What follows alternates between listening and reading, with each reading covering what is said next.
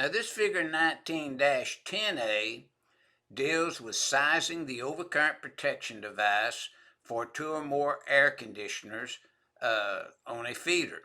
Now in the illustration itself, we want to obtain the information for the compressors and the condenser motors.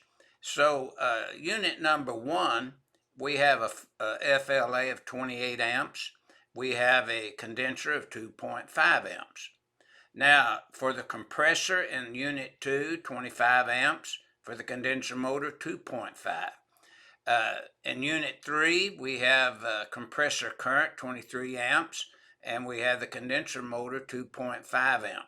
Now, with this information, we can size the overcurrent protection device in accordance with 440.22b1 and 430.52a. And these are just sections to give you information based upon compressors or motors. And then, of course, you see the disconnecting means when provided there is 440.14 and 440.12. Now, always review your notes and your loops, because we kind of start at one point and we just loop through till you get all those elements sized.